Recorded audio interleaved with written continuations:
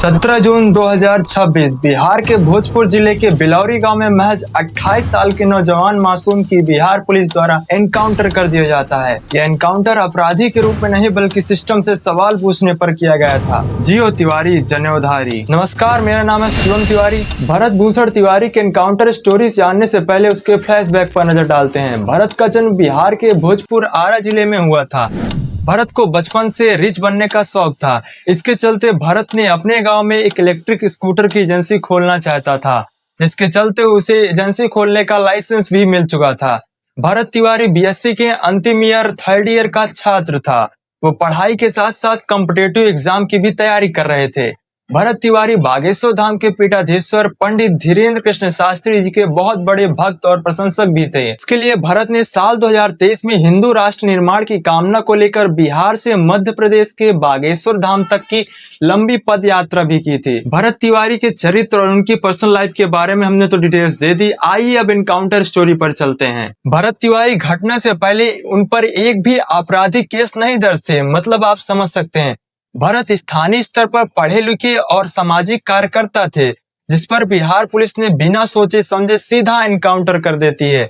आइए समझते हैं बिहार पुलिस ने आखिर भरत तिवारी को क्यों मारा। क्या उनसे उनकी कोई पर्सनल दुश्मनी थी या फिर कुछ और भी था? बिहार पुलिस ने भरत का एनकाउंटर क्यों किया? कहानी की शुरुआत होती है 16 जून 2026।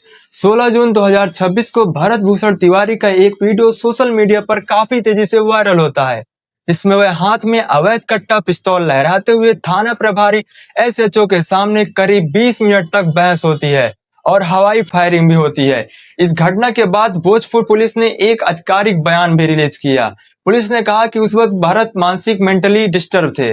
पुलिस स्थिति को संभालने की कोशिश कर रही थी और उस पर कामयाब भी हो रही थी। यहाँ पर पुलिस वालों को चाहिए था कि पुलिस को भरत का इलाज करवाना चाहिए था, मगर यहाँ पर पुलिस वालों ने ऐसा नहीं किया। 17 जून 2026 को मानसिक अस्वस्थ बताने के ठीक अगले दिन सुबह भोजपुर पुलिस और एसटीएफ की टीम भारी संख्या में बिलौरी गाँव पहुँचती है। तब भरत फेसबुक पर लाइव आते हैं। पुलिस और एसटीएफ ने उनके घर और पूरे गाँव को पूरी तरह से घेर लिया था। वीडियो में साफ क्लियर विजुअल होता है कि भरत सिस्टम और बिहार सीएम पुलिस के खिलाफ गुस्सा जाहिर करते हैं और अपने प्रति राष्ट्रवादी का बताते हुए नजर आते हैं। केवल अपने गांव और देश का विकास चाहते थे और कुछ नहीं।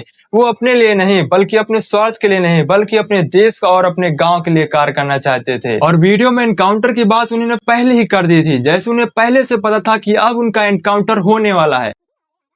एनकाउंटर के बाद वो अपनी बॉडी पार्ट्स को दान करना चाहते थे और अपने वीडियो में साफ बताते हैं, और वो पब्लिक और गवर्नमेंट को बता रहे थे कि सिस्टम की सच्चाई क्या है। वो खाली सिस्टम में बदलाव लाना चाहते थे और वो बताना चाहते थे जब कोई नौजवान अपनी जान न्यौछावर करेगा, कोई वीर अपनी प्राणों की बलि देगा, तभी सिस्टम में बदलाव होगा। और शायद ऐसा ही हुआ। कहीं ना कहीं उनकी बात सच भी निकली। भरत तिवारी आज के दौर में पुराने वाले भगत सिंह थे। भरत तिवारी आज के दौर में पुराने वाले भगत सिंह थे, जिन्हें पहले अंग्रेजों ने मारा था और आज इस करप्ट सरकार ने मार दिया। और वो अपने अंतिम शब्द कहकर पुलिस की तरफ अपने पिस्तौल फेंक देते हैं और सरेंडर कर देते हैं। मगर सरेंडर करते ही पुलिस ने लगातार 4 गोलियां उनके घुटनों और उनके पेट के नीचे बरछाई। एनकाउंटर में गंभीर रूप से घायल भरत को स्थानीय अस्पताल में लाया गया, जहां से उसे गंभीर हालत में पीएमसीएच पटना में रिफर किया गया। 17 और 18 जून के बीच की रात में इलाज के दौरान उनकी मृत्यु हो जाती है।